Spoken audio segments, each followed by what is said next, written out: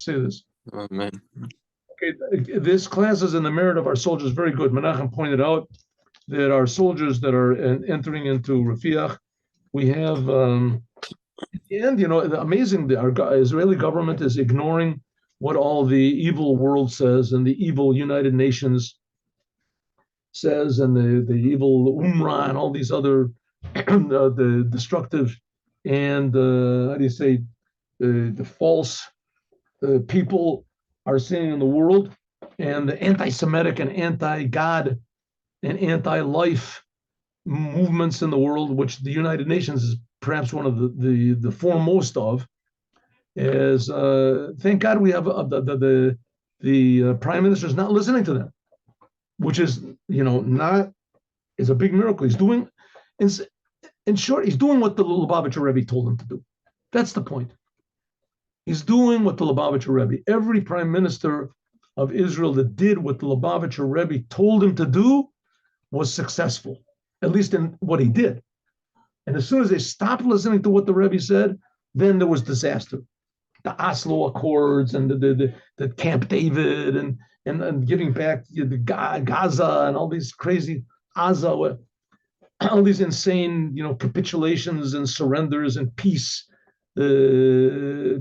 deals, everything. We see what it brought. The whole entire world hates us, right? The only time that the world, the world is not going to love us no matter what, but the only time the world respects us is when we're strong. If we're not strong, we're finished. And we're not finished. I mean, God is protecting the Jews, but why does he have to protect the Jews from the Jews? God's got enough to do. Protecting us from the world. He has to protect us from ourselves. Okay, here we go. Ready? Where are we now? I think we got up to here. We got up to here.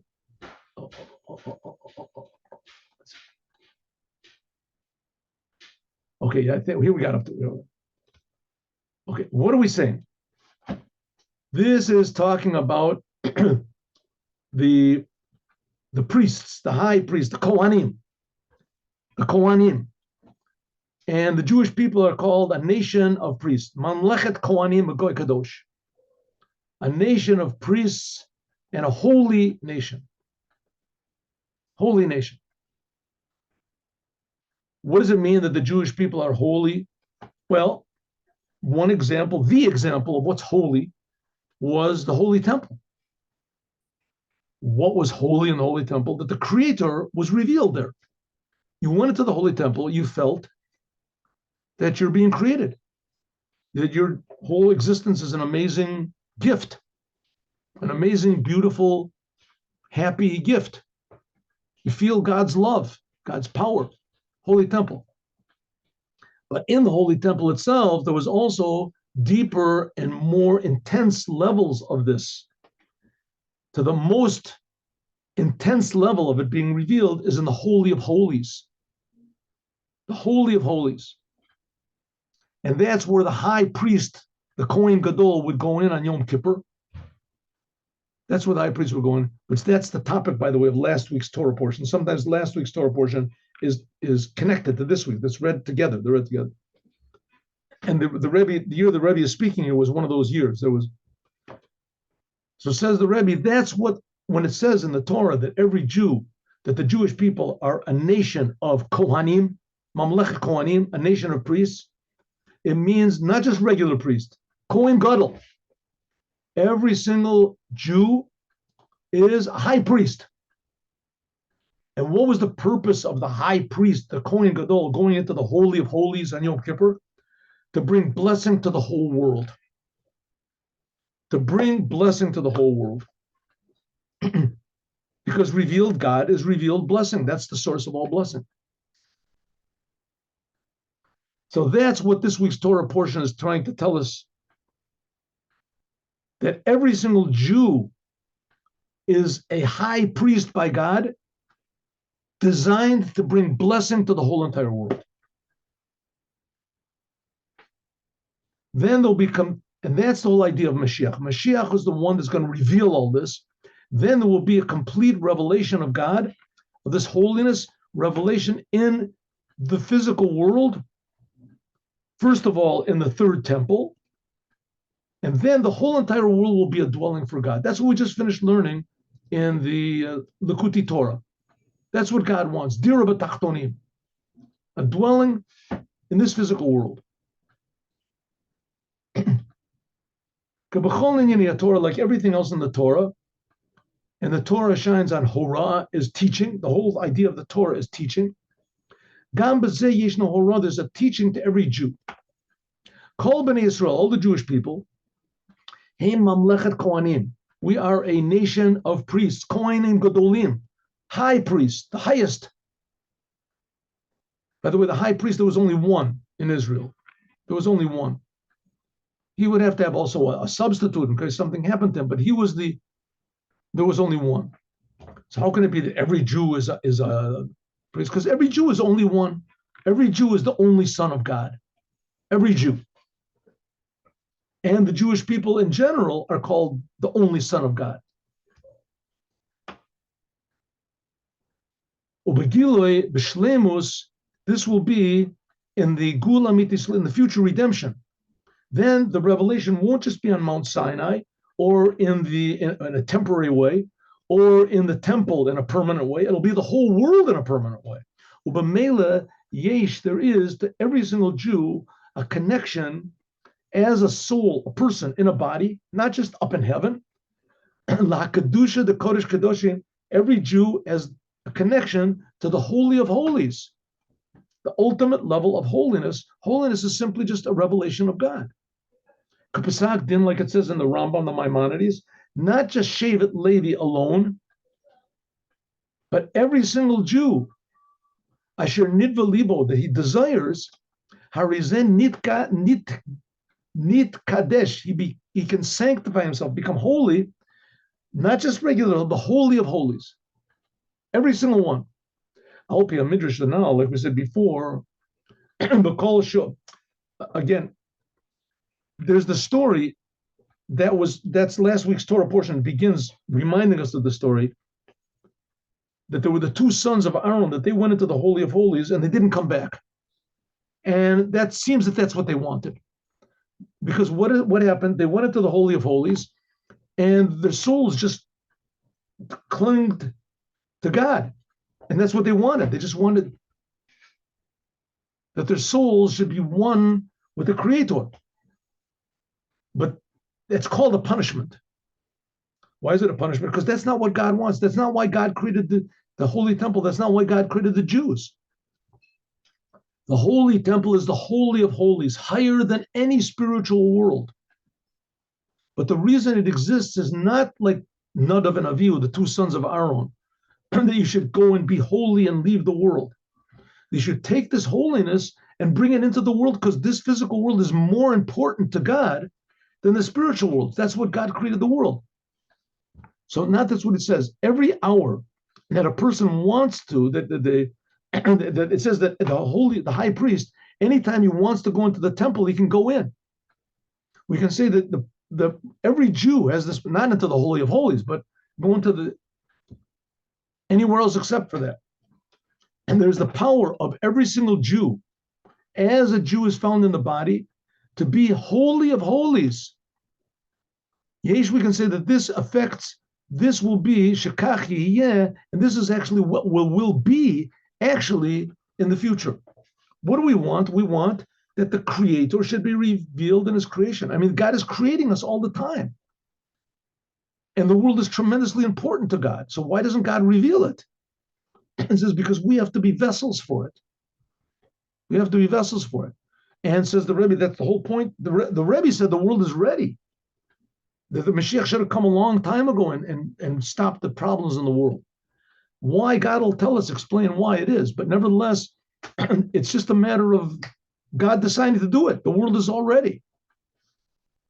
What's He ready for? That we should be revealed in the world true ultimate blessing. The Yom Tov, this will be especially like there's a story in the prophets, especially in one of the prophets. Where is the story? It says 79. Where is this? In Malachim, in the book of Kings. So the story is a weird story. So the story goes. Here we go.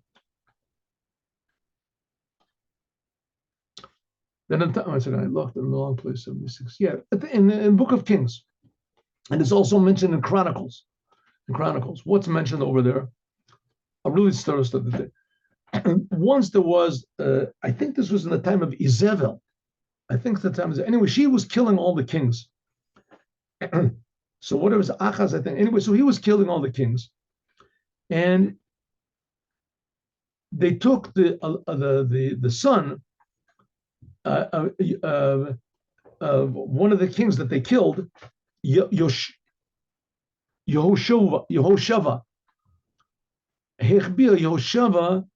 Yehoshava was the maidservant, whatever, or the high priest. He was the high priest, and he hid Yoash, the king Yoash. That the king Yoash, he was the prince. He was the crown prince, but he was only like 3 years old at the time. Where did he hide him? Umenikato becheder mitot, and him and his nursemaid in a bedroom. Where was this bedroom that they hid him from? Ba'aliyat Beit Kodesh Kadashim, in the house of the Holy of Holies, above the Holy of Holies. This was She'ata Beit Hashem Mitchabe Sheishanim, and he hid him over there for 6 years. Shemizeh, from this, maybe it was 10 years old when they took it. I think it was 6 years. Shemizeh, that from this it's understood, Shebidiyot Kodesh Kadoshim, that Yoash, this king Yoash, he was concealed there, so he wouldn't be killed. He was actually hid in a room which was above the Holy of Holies. So if he had all his physical needs there, eating, drinking, sleeping, so we can say that since that, in fact, this is the place for every Jew. Every Jew should be in not just the Holy Temple, but in the Holy of Holies.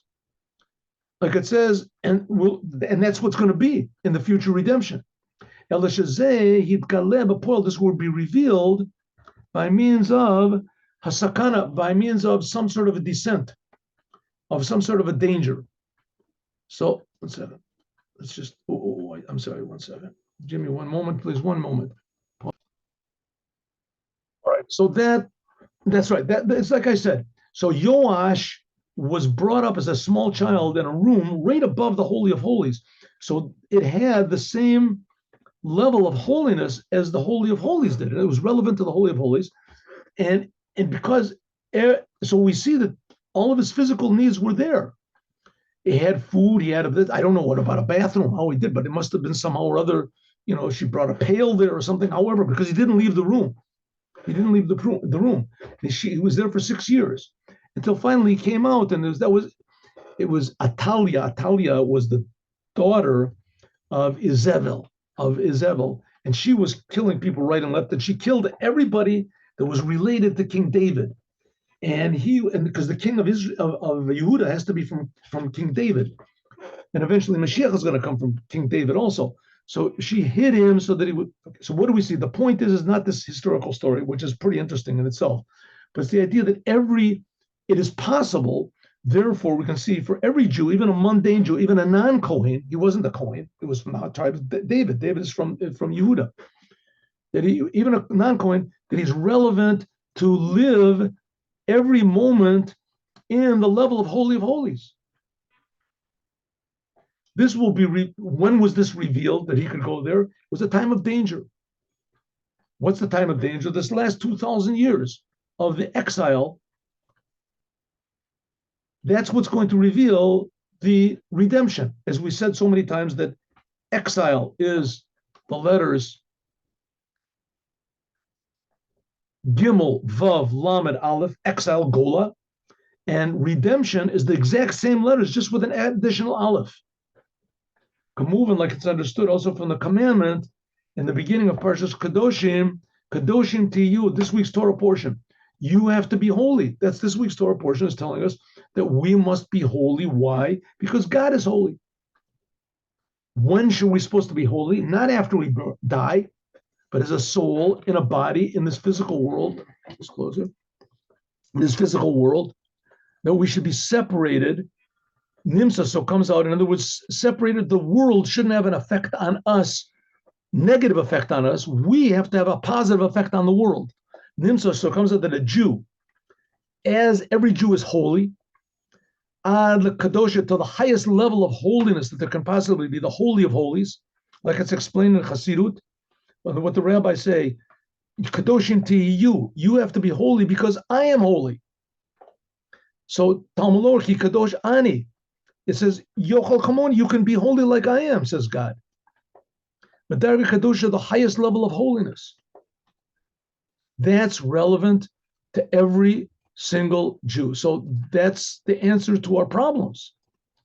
The answer to our problems is just be who we are. And when we are who we are, then the emptiness of the world, it goes away. It's like if you light a little match in a totally dark room, the darkness goes away, right? Okay, maybe, it's still hard to see, but it's not, the room is not black, right? The room is not, impossible to see. You see, there is light. There's light in the room.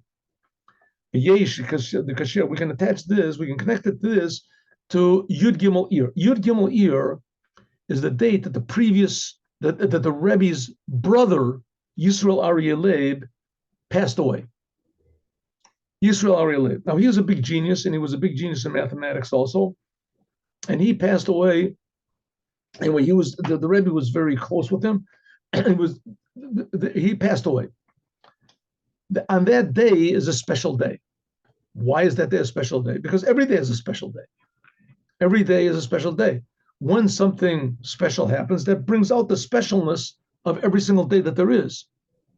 That was one of the reasons, by the way, that the Rebbe said that very important to make a birthday, to celebrate your birthday. Because the day you're born, that doesn't make the day important. The day already was important. When you're born, it just brings out the importance of that day. Every day is unique. Every moment is unique. And so when the Rebbe's brother passed away, it's a special day. What's so special about this date, Yud Gimel? What was hidden there that waited for the passing away of the Rebbe's brother, that we should find the treasures hidden in this day? Okay, so first of all, let's look at the name of the Rebbe's brother, YISROEL Aryeh Leib. That was his name, YISROEL Aryeh Leib. Even though that this seems to be a name of a person. But everybody has a name, some sort of a name. Nobody has no name whatsoever. Everybody has a name.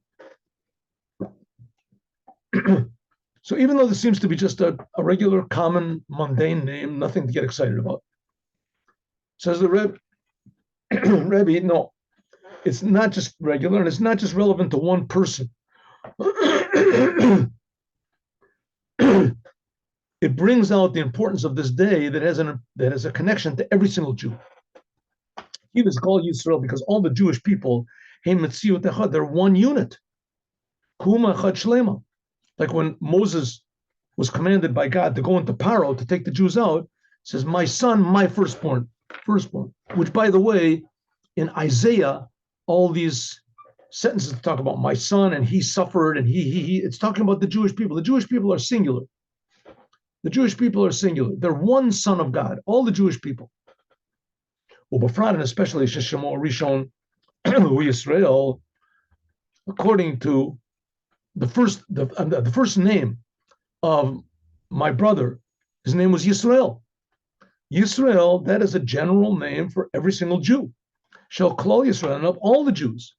Like it's known that the soul of Jacob, Yaakov, that his name, after he fought with the angel, defeated an angel, his name was called YISROEL.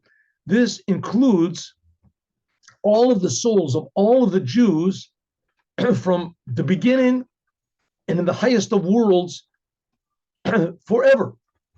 Al Pi Hara, according to what the Rebbe Rashab said, the Rebbe Rashab was the fifth Rebbe of Chabad. Like I said, that Inyani Avoda Sheyochalim Lekasher, the Divrei Tanya, it said, someone asked him, the Rebbe Rashab, the fifth Rebbe of Chabad, and he said, I give classes in Tanya, the main book of Chabad. And people ask me questions, and a lot of times I have to give answers from myself, just the way I understand things. And I don't know if it's written, by the Rebbes, if that, my explanations are accurate or not. So the Rebbe wrote back, so don't worry about it. That's no reason to keep quiet. Anything, and this is what he said, any matter of service that can be attached to the words of Tanya, it's permissible to talk about it in great length. So in other words, you want to bring stories about serving God, loving every Jew, loving the Torah. Right? Even though that's not written explicitly, you never heard this explanation before, how to take these words out of the Tanya. But if it brings to loving God and loving every Jew and loving the Torah and being kinder, being nicer in the world, to be more positive in the world, even though you're making up the ideas on your own, but if the results are good, then you can talk about it as much as you want. Even though in general you have to be very, very careful in explaining ideas in the Tanya, but nevertheless, you have what do you call a poetic license to say things that will bring to the service of God better. Harry Alder, of course, very important. You don't fool yourself. You don't fool yourself. There was the famous, Shabbatai Tzvi. 1 second. May his name be blotted out forever. And he said, well, it's very important that people be enthusiastic and people be happy. So one way to make people happy, enthusiastic is you let them do what they want. Let them do what they want. And we can find in the Torah a way to excuse it, twist a few words around. And then, as you can imagine, it was pretty popular. The people, that's my rabbi. That's my rabbi. So Jews are clever people, so they can twist anything around that they want to, in order to explain anything that they want to, right? Anything they want to. So that's why it's very important to have advisors and to go to rabbis and people that are know more than you, or at least that are objective, and say, am I on the right track or not? But nevertheless, that shouldn't make you so apprehensive and worried that you don't say anything. You have to say exactly what's right, right? So you can make up your own ideas about how to have more love of God, how to be more happy, how to be more positive, how to have more love for others, how to accept others, etc., etc. On the other hand, you have to be careful. But the fact of the matter is that even in the most mundane things, even in our most, unique aspects of our personality, there's a place for that in holiness. Hari al derech zeh, similarly, we can understand in our case, kedai v'nachon, it is proper leva'er hora mishmo shel baal yortzeit. Therefore, I'm saying that even the names of my brother, which are mundane things, are relevant to each one of us. And even though it's true, I'm making up some of these ideas, but if it helps serving God, then it's a good thing. Well, let's see. Because they yochel lahosif. So there, if we can add on to fear of God. Oh, I didn't talk about that. But the fear of God. Fear of God is the essence of Judaism. That's why we wear a kippah. Kippah means a yarmulke. Yarmulke means the fear of the king. Always to remind us that my intellect goes up to here, and that God's reality is totally above my understanding. That's called fear of God. Anything that will increase it is good. So let's go. YISROEL. YISROEL Aryeh. YISROEL, the name includes all the Jewish people, and includes in it two similar, apparently opposite things. YISROEL, on one hand, are the first letters of Yesh, Shishim, Riboy, Osios, the Torah. There are 600,000 letters in the Torah. There's ways of counting it, because in fact, if you count, there's much less, but there's a way of counting the punctuation and things. Even since that there are 600,000 souls in general of the Jewish people, 600,000 males above the age of 20 left Egypt, and those are called general souls, and each one of them is divided. Each one of those 600,000 is divided into subdivisions of 600,000. Kol neshama, each soul corresponds to one of the 600,000 letters in the Torah. And this letter is the source of his life. But on the other hand, Yisrael is the name of Kisarita im Elokim v'im Anashim v'tochal. It is you have fought with angels and people. Angels are the angel of Esav and Esav himself, and you won. Sarita, fighting a battle with people and winning, this indicates on a war against the world. Im Elokim, with even angels. Saru Malach Shel Esav, it says the angel, the power of Esav, the Im Anashim, and with people. This seems to indicate the exact opposite of Yisroel, are the first letters of the Torah. 600,000 letters of the Torah, unification. That the souls of the Jews are attached to the Torah, which is above the world. So are we fighting with the world? That's the name Yisrael. He fought and he won. Or are we above the world with the source of unity and the word? That's the idea of the Torah. Which one? So we can say the word Yisrael includes both of them. We can say the explanation of this in serving God is as follows. L'kol Yisrael. First of all, we have to explain that every single Jew has to know that he is Yisrael. The source of his life is from the Torah. Lochen, therefore, called Dvar, everything that he does has to be according to the Torah. Which now is the time to say, the Jewish people are the only people which are called on by the name of a person. And the land of Israel is the only land that's called on the name of a person, and it's the same person, Yisrael. And the word Yisrael, says the Rebbe, is referring to the Torah. There are 600,000 letters of the Torah. So the whole identity of the Jewish people and the identity of the land of the Jewish people is the Torah. The Torah determines what's a Jew. The Torah determines what is the land of the Jews, Yisrael. Both of them are called by this fact to remind us constantly. Yisrael means there are 600,000 letters of the Torah. That's the name and the essence of the Jews, and that's the name and the essence of the land of Israel, the Holy Land. And so that's, in addition to that, so the Rebbe says, if so, we're above the world. We have no connection to the world. The world can't. But in addition to this, every Jew has to know that we are Yisrael. That's what a Jew is. In addition to that, we have to know that the completion of the service of a Jew is in this, and that he doesn't separate himself from the world that's around him, but he looks at three things. A Jew must always look at three things. We talked about this before. In addition to working with himself, and that Yisrael is attached to his letter in the Torah. Every Jew has one letter in the Torah, so you have to look at yourself. But also you have to make lasot, his service, to make for God a dwelling in the world. Like Yisrael, the land of Israel. And in fact, the whole entire world. A person has to go out into the world. Yisrael is not just only the name of the people, it's the name of the land also. Namely, you have to work with Elokim, with this angel of Esav, namely the power of nature, natural powers, which are in the world. There's no even blade of grass which is not created by some spiritual force of nature that tells it to grow.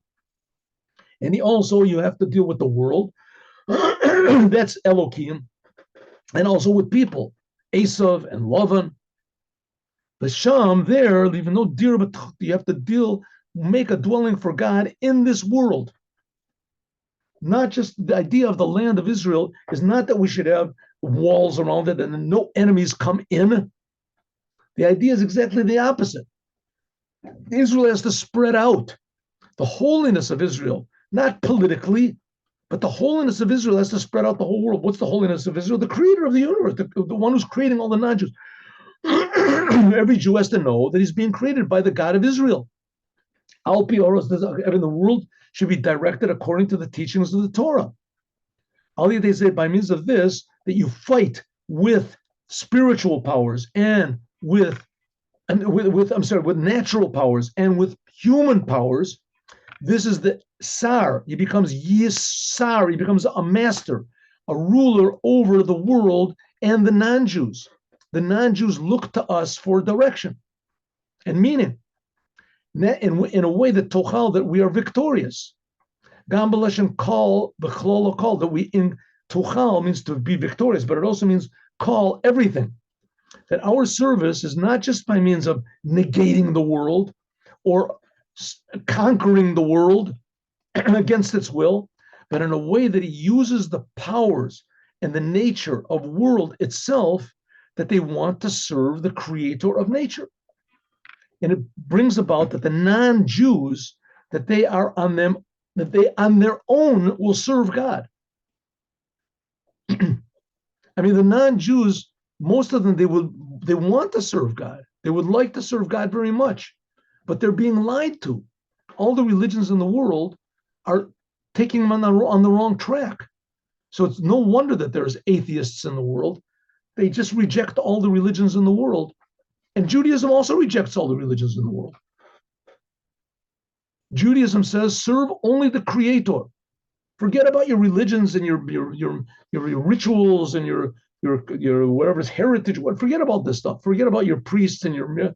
They're lying to you. Sheker nachalu avoteim says in Jeremiah.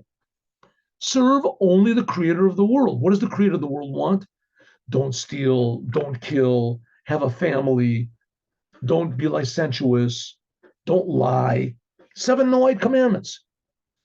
In a way that the non-Jews, most natural thing in the world, non-Jews will listen to their conscience, but they won't listen to their conscience because it's their conscience. That's where the false leaders come in. They can come in and say, you want to listen to your conscience? I'm going to tell you what your conscience is. No, they have to listen to their conscience because it's according to what it says in the Torah. Ad sha'olam atzmo, until the world itself will be defeated. What do you mean defeated? The world will stop being opposing to God, that the world will help serving God. By means of this, naseh tochal, then will be tochal, which we call everything. Everything, every detail of the world will be included, that the Jew will kolel betocho, that a Jew inside of him includes inside of himself every detail of the world. And he will elevate every detail of the world by means of what? Drawing the aleph into the gola. And this we're going to have to go into tomorrow. We'll have to continue tomorrow on this. We should only, if we could only do what we've learned up to now. But now the Rebbe is explaining the names of his brother. And now he's on the first name of his brother, YISROEL. Yisrael. He's saying the essence of what YISROEL is, that the whole world should go according to the Torah. And the Torah is the only time God revealed himself in the world. And there's 3 million witnesses, and told the world what he wants to do. That's the Am Yisrael, Eretz Yisrael, and eventually it will be the guide for the whole entire world. The Torah, the world is created by the Torah, it'll be directed by the Torah. That's what the first name of the Rebbe's brother indicates, and we'll talk about that more, God willing, tomorrow. Now, Yom Yom.